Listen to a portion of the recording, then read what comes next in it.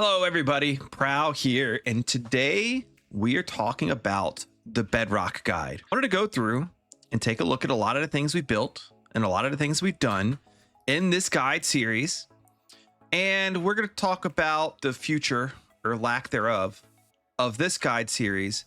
And then I have an important announcement to make, along with just some thoughts and some revelations to share with you guys towards the end. So make sure you stay towards the end of the video. If you enjoy my content, typically click the like button on this video, subscribe to the channel, and do me a big favor, click the bell, ring the bell to turn notifications on. That way when new videos come out, you'll be notified. And trust me, you're going to want to be notified. So let's start out with just looking at where we started. We started in this world. In this, I don't think we didn't start in the Dark Oak Forest, but we immediately came here because we kind of knew this is where we wanted to go. This world was not a brand new world when I joined it. I joined it and acted as though it was a new world for me, although we were in the world with Blue Jay. Now, this is where we started. We pitched a little tent against the side of the mountain, and this was our starter base for a little while. We did do a little bit of starter stuff inside of here, which I think was kind of like a fun, cool idea to turn this lush cave into a lush area to help me kind of grow in the early game. We still have 1 million cows there. We had a crop field that we've rotated through several different crops, and even a mob spawner that I found inside of here that we got set up. I think it was a zombie spawner, just a way to get some early XP and some early drops. Was a really cool little starter place, made me pretty happy. Now we did go through, and I'm pretty sure we did this kind of early on, was we did make our tunnel down here to do mining, where we got tons of diamonds. I've gotten thousands and thousands of diamonds down here over the course of over a year that we played on this world. A lot of which we did during the streamathon. I'm gonna kind of speak about the streamathon a little bit too, because if one of the things you're thinking or wondering about is kind of where did the guide series go wrong, I think the streamathon actually played part in that, and I'll explain why towards the end. But yeah, we had our different floors there we could get off of to get different materials. This is definitely a good place for us to come and just kind of get a little bit of everything, which was really nice. We have our little furnace setup right here too, which is a nice starter furnace setup, and actually the one I used until very recently. From there, let's see, we made a path that kind of led out here, and I knew that this little like island kind of thing, it kind of was an island, but kind of wasn't, is where I wanted to actually like start my base and do my base. So one of the things we did pretty early on, actually, I guess we'll start with the first thing we did over here, I think, was there is a double spawner down here that we set up. This is one of our like first like big complete builds, I guess, right? Decorated the whole thing inside and out. And this is really the type of Minecraft that I like to play. I absolutely love decorating and making interiors look good in this like building in a cave or in the side of a mountain or something like that type of fashion. I like building like this. It's really fun. I get to be creative in the way that I like. And while I can do big fancy exteriors of buildings, and sometimes I do like to do those, sometimes I don't like to do them. And I more like focusing on this type of stuff. So we did all of this. There was also an amethyst geode down here. I don't think we did much decorating in here. Actually, we did. Yeah, I mean, we kind of made it look nice and neat. So we had the amethyst geode there, which was really neat. And this was a good place to work out of, and almost was like a temporary base for a little while too, just because we had a lot of stuff down here. Now from there, I had a really big task that we tackled. Honestly, a huge one, probably a lot larger than what I should have done. We made this entire custom forest. It was what I called an old growth dark oak forest. And the reason why I wanted it is because normal dark oak trees, I love dark oak. It's probably my favorite block in the game. But a normal dark oak forest, it has a lot of extra litter in it of other trees. And the dark oak trees are typically kind of short. And when you compare them to like larger buildings, like what I was wanting to do, like 2-story buildings, or even single-story buildings, your buildings can kind of dwarf the trees pretty quickly. And I didn't want that to happen. Also, you don't have any like real sight lines in this type of a dark oak forest. Everything, it's all cluttered and blocked. You can't really see through the forest at all. And I wanted to be able to see through the forest because my eventual plan was we were going to squeeze in a lot of buildings here, and there would still be a lot of dark oak trees densely populating it. So you still could not see but so far, but I wanted to have those little hints of buildings as you kind of went through here. We even went through and put the firefly bushes like underneath, I think underneath all the trees. So like you have these little fireflies like all over the place, which was really cool. This is where I might start going out of order a little bit, but just some other things that we worked on. We have the courtyard here. This is supposed to be kind of like a big trading post. There's an iron farm underneath here where we have golems that are cooking 24/7. And I made this big custom tree. I think I made that a little bit later, but we made the the trading area here, and like it's intended to be designed as like a trading post or trading hub where like imported goods would come and we would export goods out of via a dock that I wanted to set up around here. And then this was going to be our trading hall where all of our villagers were for trading. And we did get all of those set up. We got all these guys set up, and I started to get these guys set up in here not that long ago as well.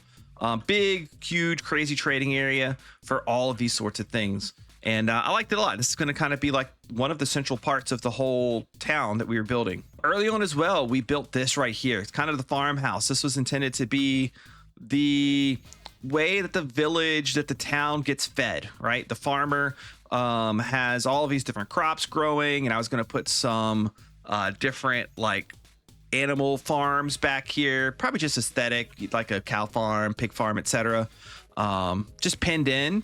And then the story of the lore of the world would be that this farmer kind of supplies most of the food for this town. We have melon and pumpkin back here. This is where I did a lot of bamboo farming, and I was even going to do a lot of underground farms here too. And the reason they were underground was this was actually kind of like, this is the farmer's illegal growing area. Up top there was all the manual stuff that made it look like the farmer was doing all the hard work, but down below is where all the trickery was happening. And we had the automatic bamboo farm, and I was going to do an automatic sugarcane farm and flower farm and all of these different things. Automatic farms are going to go down this huge hallway, and it was going to kind of be black market goods that the farmer is selling to get rich off of, without the townspeople knowing about it. We also, at some point, I needed honey for something. I don't even remember what at this point. I don't even think I needed a lot. But since I needed some, I made a little bee farm. This was probably one of the more like reasonable farms that we made here, because it wasn't overboard in size. It was kind of big. And I didn't really need a lot of stuff, but sometimes when I need a little bit of something, I just make a farm for it, because why not? And it got us the honey we needed. It wasn't crazy overboard, but it looked good. I liked the way it turned out. It looked great. Super duper duper happy with it. We also have over here, this happened more towards the end. We have the every color wool farm.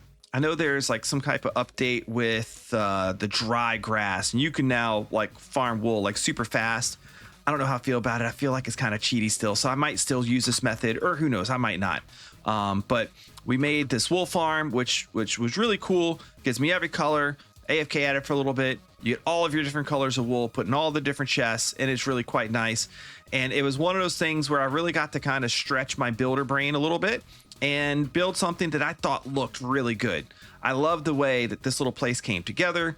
Kind of let me show what I can do as a builder a little bit. You know, it's nothing crazy, it's nothing huge, it's nothing spectacular, but it looks good. It's a good complete build. Made me feel good.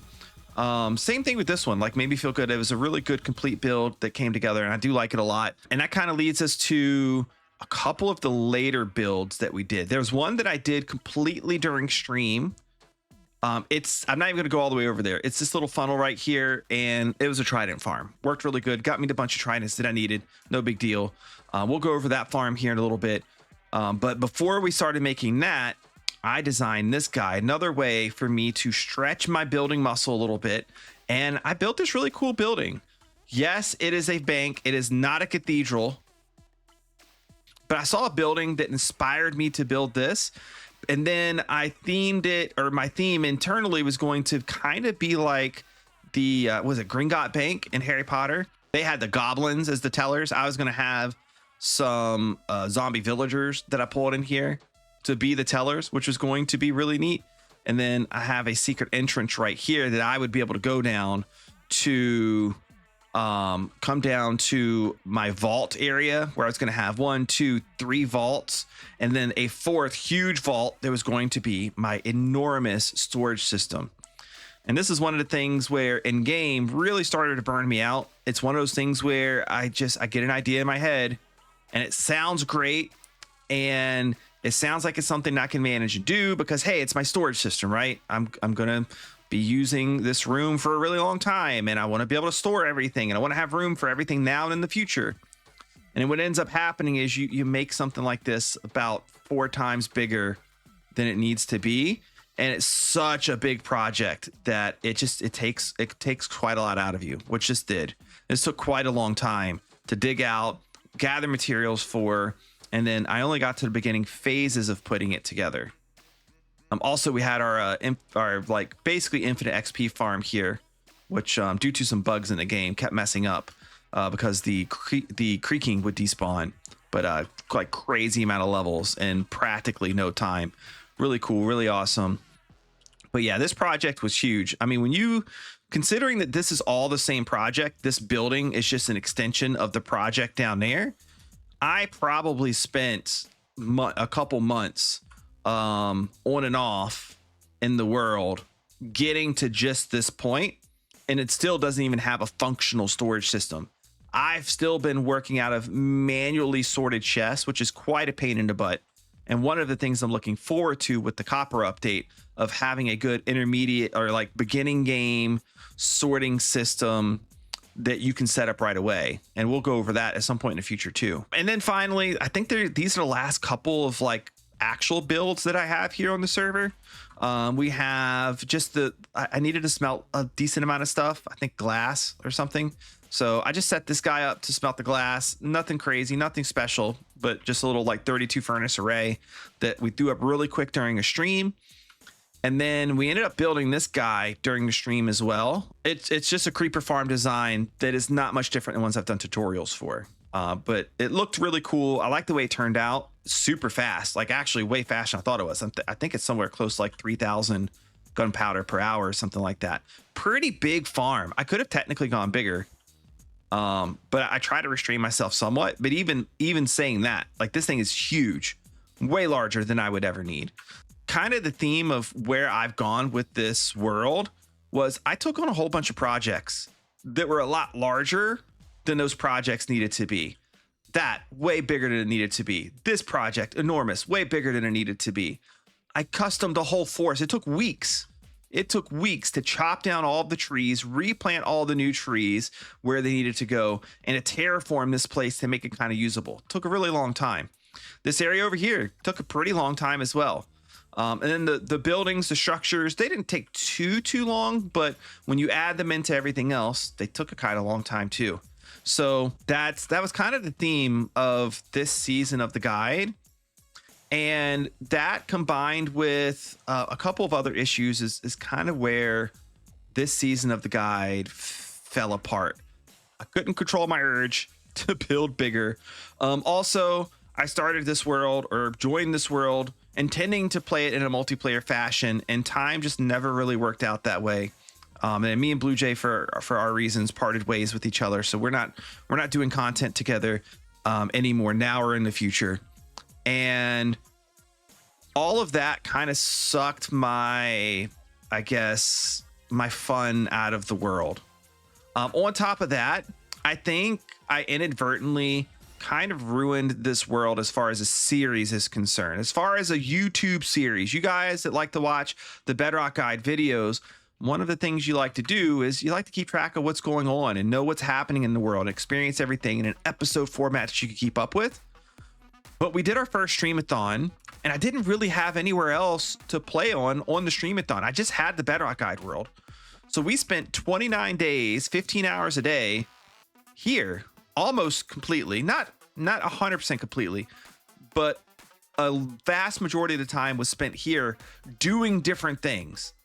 So since I was here doing these different things, I wasn't making episodes, and I was making progress to and changing this world in a way that when we got back to video form felt very disconnected. It made this one world feel like two different worlds. I'm sure it felt like that for you guys. It even started to feel like that for me. And things are a little bit different now. We do have another streamathon coming up. It may already be started by the time this video comes out. I haven't decided when this video is going to come out yet. But now I have other like worlds I can play on in the streamathon. So if I want to hop on a Bedrock guide world or a guide world, I can do that. But just to handle the things that like just need to be done. Like I need to go just farm some trees, or I was recording a video and said I needed to terraform that thing over there. So, you know, we could do those busy work type of things during a streamathon or during live streams, but I have other stuff to play during streams too. If you've seen my channel recently, I've been getting into a lot of Bedrock Edition add-ons. Yes, if you've seen me playing stuff that doesn't look like normal Minecraft, it's not regular Minecraft, but it is Bedrock Edition. These are things you can get on the marketplace. So I know a lot of people see it and think it's modded Java Edition. It's not, it's Bedrock. But I have those worlds that I can play on now. I can play better on Bedrock. I can play more biomes. I can play Realism Craft and other things as well. I actually have a pretty cool big plan for an SMP world that I play with viewers as a streamathon only world. It's going to be really cool. It's going to be really fun. I learned a few lessons. Lesson number one is bigger is not always better. These really big, huge projects sound cool and fun. And, you know, you see like guys on Hermitcraft do them, and they're not for everybody. And I don't know that they are for me. And hopefully I can rein myself in to not do projects that are so large that I kind of let them fall off as I go. And then number two is I don't want to turn the Bedrock guide into a stream series like I kind of ended up doing because I just wanted to stream more. I forced this world to be a stream series, and then that kind of disconnected things from the YouTube series, and it just didn't work. So we'll still stream from a guide world in the future, just not as primary content anymore, but more as supplementing and working on things that we're already doing for episodes. They're going to be more planned, and then other streams that I happen to do will be for other stuff. Now, that leads me to one last thing, the guide. Well, this world, we're not going to be doing anything else here. Unfortunately, this world is going to get retired. The combination of all those different factors that I've mentioned have contributed to this world not really having a connection for me anymore. And I think for the majority of you guys, not really having a connection either. So what we should be doing is for the update that's coming out on Tuesday, the Copper Age drop, we're going to be starting a new guide series then-ish. I say ish because the streamathon will be live, and I'm not recording the first couple episodes during the streamathon. So we may be a little late starting the series with the update, but not much. And I'm really excited to start a new series. And it's not just a new series, it is a new guide series. Still gonna be me, still gonna be in Bedrock Edition, but it's going to be called the Minecraft Bedrock Survival Guide. I wanted it to have a little bit more generic of a name. That way those people that are out there that don't even understand or realize that they're playing Bedrock Edition or Java Edition, they just know Minecraft is Minecraft.